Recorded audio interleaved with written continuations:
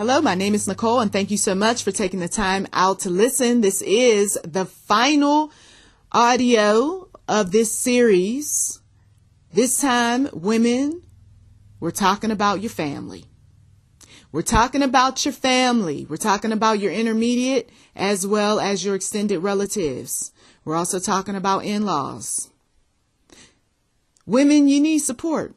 You need support for all of what you've been going through. You need someone to validate you on all of the upset, the struggles, the issues, you name it. Sometimes you just can't talk to anyone about what is going on with the family. Some people are nothing more than controlling. They're possessive. They're difficult. You can see some people's names pop up or possibly faces as I'm just throwing out some of these negative labels. These people are narcissistic. Some of them are quite conceited, self-absorbed, think they're better than most people. You got individuals who want to lie and manipulate in families. Some have their own agendas that only a few know about in the family, and while the rest of the family is ignorant. God does not want us to be blindsided by family members. Let me say that one more time. God does not want us to be blindsided by family members. This is why you need to know who you're dealing with. You need to pay close attention to who is saying what, who's doing what. When information comes to you, that is not something where you dismiss it and say, this is a person who's just a troublemaker bringing this drama to me. No, that's information that you need to think about. That's information that you might even need to note, put a date and a time to. That's information that you need to pray about. Sometimes the information shows up to alert us of what is ahead. You don't want to be blindsided by another holiday event. You don't want to be that one that's spending a bunch of money that money could have been used to help you, to help your family, to help you pay off some bills. You don't want to be blindsided by yet another request that's going to cause some arguments between you and a partner. You just don't want to be that one that is going to be mixed up so much with your family to the point where you don't even have a quality relationship with the Lord because you're too busy talking to family, running after family, being supportive of family, spending money on family. And God is saying, when's the last time that you supported any type of project that I am on? When is the last time that you have been supportive of anything that I have willed for your life? No, it's been about what my sister wants, what my daddy wants, what my mama wants, what my mother-in-law told me and what I need to do, and what my husband said we need to do related to the family. Some people, they push family because they are running families like cults. Some of you all, you're so busy looking at what the Jehovah's Witnesses and what, this organization and that organization is up to, and get very defensive and have an attitude about all things related to church and religion and all of that. But then you don't even see the cult mind control that's going on in your family. People can't move to the right or to the left without checking in with the patriarch or the matriarch, because that's the way the family has been designed. And then you marry into that, and now you're supposed to go along just to get along. I beg to differ. If you are trusting in the Lord, if you are walking righteously, if you believe in the one true God, you're going to let him order your steps, not the matriarch or the patriarch of some boyfriend or some husband's family. You've got to be that one that's courageous, that stands up. And guess what? They're not going to like you either.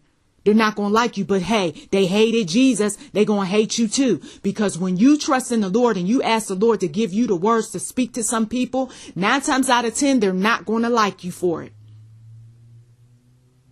I will tell you, there has been times where I rejected folks crossing my doorstep because I said in a nice little way, wasn't disrespectful or evil, but I said, for instance, giving an example, that this is time for me and my newborn.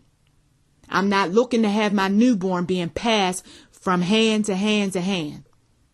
I'm not looking for my newborn to be around anybody and everybody. This is time for me and my newborn. You know, some people get attitudes over stuff like that, but I didn't care. This is for me. This time is for me and my newborn because I wanted to just get adjusted to some things, okay, concerning my baby. Then when I was mentally as well as physically ready to deal with family, then I said, okay. You see what I mean? There's been times where I anger some folks because I said I'm not going over to such and such house for such and such holiday. And people took offense to that because they put themselves in positions where technically they weren't even supposed to be in positions of patriarch and matriarch, but decided to be that way because I'm the one that's going to gather the family and I'm the one that's going to be in the know about the family and whatever else. You get some of these controlling individuals and families who do this. So when I said no, now I'm looked at as this, that, and the other. Because one or two or three over the course of my years has been offended because I'm not going to go just because you tell me I should be at an event. I'll go as the Spirit leads me. But I wasn't getting into all of that with these individuals. I simply said no. I will not be available at that time or I won't be showing up. And my reasons for not showing up is between me and Jesus. You see what I mean? Then there has been times where I anger some folks because I didn't pick up the phone and call when they wanted me to call. Now, when I feel it's necessary to call and God has moved me to call someone, I will do just that. And then I've been called names. I've been, bad-mouthed behind my back. I've been told to my face. So what? Who cares? The tough guy act is old. My God is tougher. You see what I mean? And some of you all, you've got to be the ones that you don't cave into the bully. You don't cave into the dysfunctional. You don't cave into the personality disorders. You don't cave into the addicted. You don't cave into the convicted, because all of them are going to have their moments where they're going to rise up and tell you what they don't like about you or like about your children or like about your husband and whatever else. And you got to be the one that says, this is where I draw the line in the sand. You are not going to keep on talking this sort of talk with me. I don't have to put up with this. Just because I'm married into the family doesn't mean I got to deal with this type of drama. Just because he married into the family, he doesn't have to do A, B, and C because mama said or because daddy said. Sometimes you got to be this way with siblings. Okay? I know sometimes people that just don't want to fight those fights, right? Oh, we want to be about peace. Well, sometimes there's that season, right, of peace where everybody's getting along, but then there's that season of war. And that season of war, you go with the full armor of Christ, according to Ephesians 6, and you stand up against those who want to cause all sorts of drama for you and your family. And you do not need to go around them when they are nothing more than trouble. I told you, some of you all, that I'm going to validate you on your no contact, on your low contact, because, hey, this is what God moves on some of us to do when enough is enough. Now, some of you all, I understand you don't have all of that kind of drama that you need to be concerned about. So what you do is you nurture what you already have. You appreciate what you have. You try not to be the gossip and the liar and the nut job, right? You try to be the best that you possibly can with those individuals who you know mean well. And when God moves you to speak to some, you speak to some. When God doesn't move you to speak, you don't speak. Sometimes you don't reach out to your husband's family, okay, because God moves you not to. It's not always about what you don't want to do. Sometimes God will move on you because it's not a good time. There are some things that people are going through, and sometimes they don't want to hear from in-laws. They don't even want to see in-laws. They just want to see their son. And I've seen this over the years, and I felt it in my spirit where the mother wanted to be with her son. She didn't want to see my face. Okay? And sometimes you've got to distance yourself from the family, the in-laws, for a while so that the son can be able to enjoy his family. That's for those of you all who are always rolling with your husband all the time. Okay? Some of you others, you don't roll with your husband enough. And that can cause some problems too, because You know if there's some enemies in the camp, and you know if there's some of those ex-loving type of family members. And what I mean by that is that they love that ex more than you. You just might want to roll with your husband a little more, okay? To some family functions and some other, events. Because you don't need your husband to be tempted. And sometimes family members, they are devilish in that way. They don't support the current partner, but they support the exes. And then we have those individuals who they love family very, very much. They love family so much to the point where they trip over themselves trying to get to a family member. And this will affect your relationship with the Lord, because now you are putting the family on the throne instead of spending the needed time with the Lord. When you wake up in the morning, instead of hearing the voice of the Lord, you're hearing one of your relatives in your ear. That's not the way it's supposed to be. Okay? You should be hearing God. You should be reading His Word. Or you shouldn't be hearing anything but just some peace. But your family is a little bit too close when you don't even have time to sit down with the Lord and find out what it is that He wants. Okay? So you should have an appointment time with the Lord. Okay? It's all about you and Jesus and no one else. In order for me to record these messages, I have to make time for the Lord. And I'm able to do that because I don't put everybody up on a throne. The only one who is on a throne is Jesus. And these are the moments that I spend with Jesus, not on the phone with family, not over the internet with family, not going here, there, and everywhere for family. Some of you all, your focus should be on your intermediate family anyway, and not your extended relatives. And why would I say that? Because the Holy Spirit says that your extended relatives are extended for good reason. Now you can take that and run with it. For some of you others, you are allowing other people to dictate your life, and God is not pleased. It's okay for them to dictate your life, but it's not okay for God to instruct you. And so you cannot serve God and man. And so God, He just leaves you be. And this is why you feel sometimes very empty, very sad, very distant from the Lord. At one point you were very close, but not anymore, because you allow your family, your church family, your Facebook family, your in-laws, your boyfriend or husband's family or whoever to take up so much of your time. So draw near to the Lord and He will draw near to you. Let us take a moment to bow our heads. Also, I do want to give you some scriptures, though. So before we get into prayer, one of the scriptures is Acts 16:31. And they said, believe on the Lord Jesus Christ, and thou shalt be saved in thy house. Okay, so if you have an unbeliever in your house, you're going to continue to pray for that individual. And you're also going to pray for yourself that you can keep your sanity.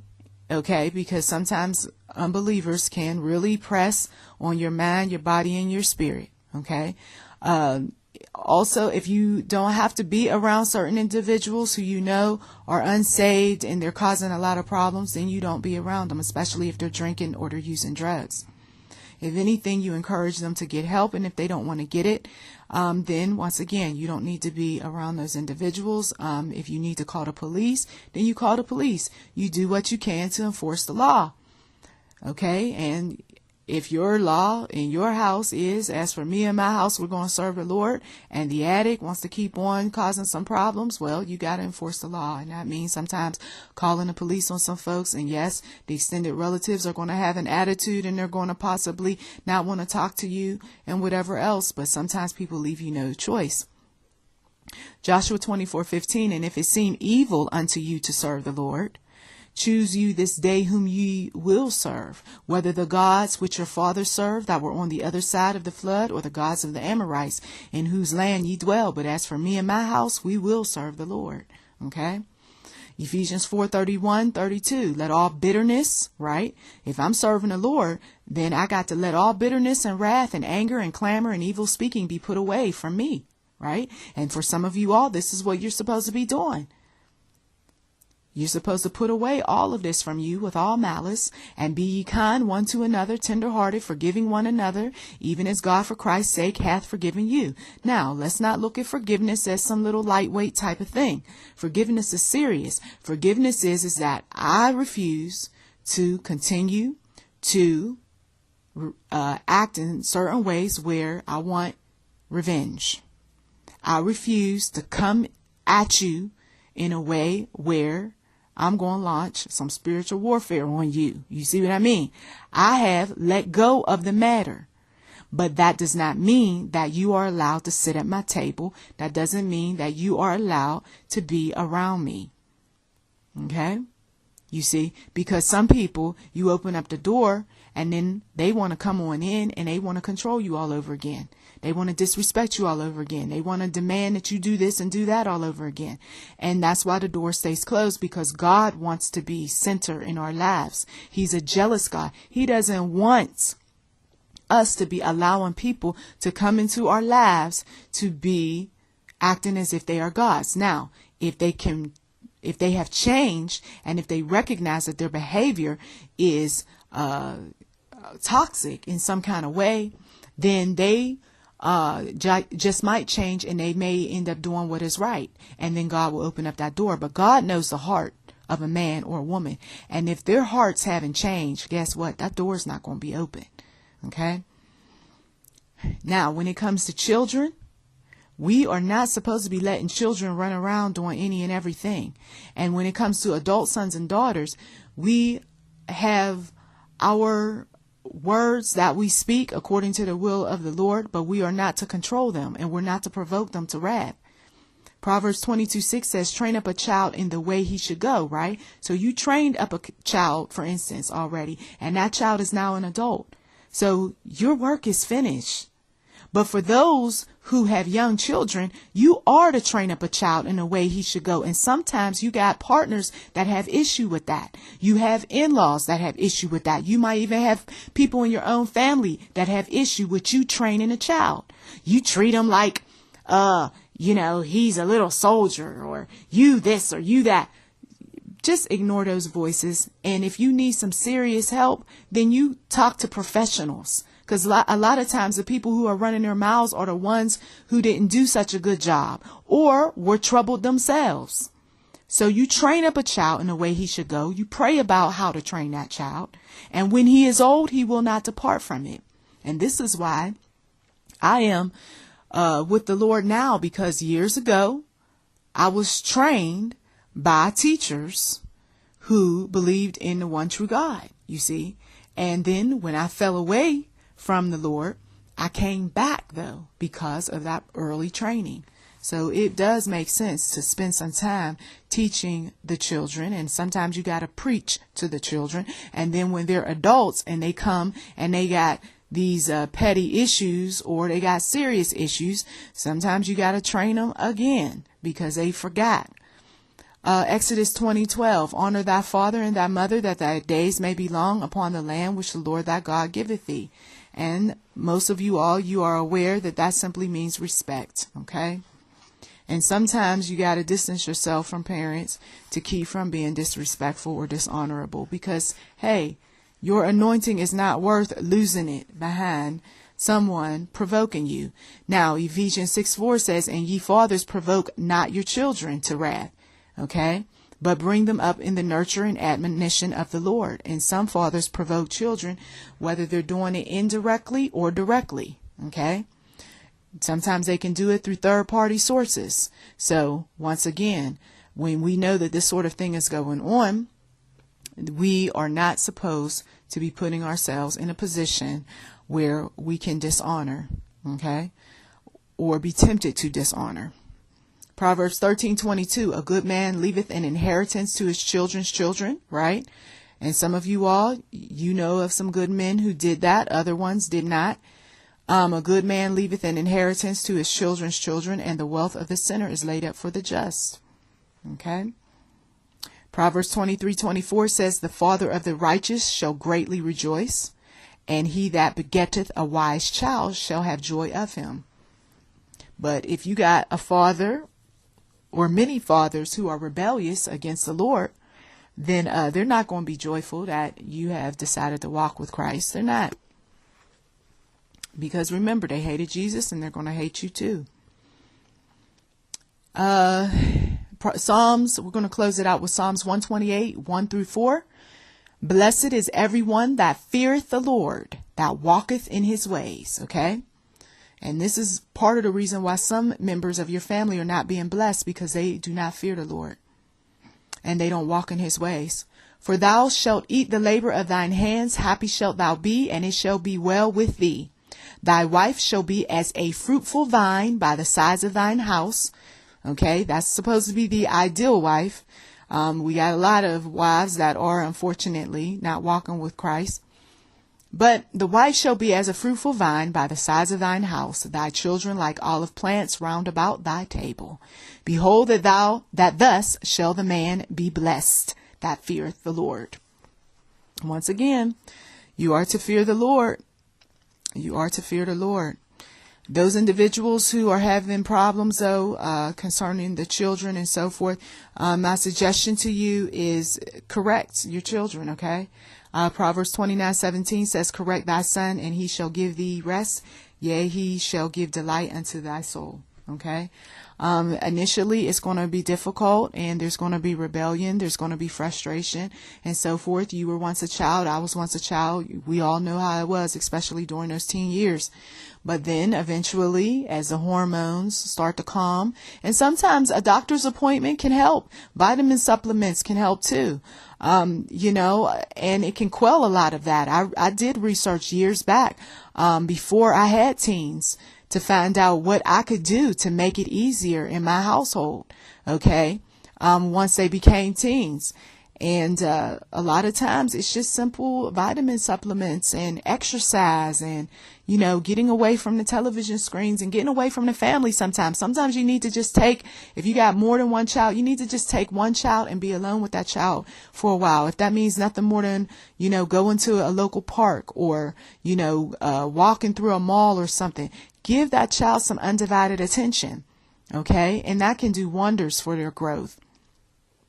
Also, if you know that you have young children around you, once again, give them the kind of activities that are going to keep them busy and help them in their mental as well as physical skills. Okay, instead of giving them the kind of things that are giving you stress as well as giving them stress. Okay, and then of course an environment needs to be clean. It needs to be organized. I even have a blog devoted to organization. Okay. It's organizerhome.blogspot.com if it's not in the description box, because a lot of times people are frustrated in households with their family members because it's just in disarray. I can't find this. I can't, use this, and this is broken, and this needs to be fixed and all that. So, sometimes it's an overhaul of just donating stuff, throwing stuff away, giving stuff away, buying new stuff, and coming up with the types of organization that will just make it simple for everybody. Okay. So I hope that this message has been a blessing to you. This concludes the series, okay, of women, right, and the struggles that we face. I hope that you will just hear as well as do the things that the Lord has impressed upon you to do. Blessings to you. Please do check the description box for anything that is of interest. You've been listening to YouTube NM Enterprise 7. Subscribe today, and we also welcome donations.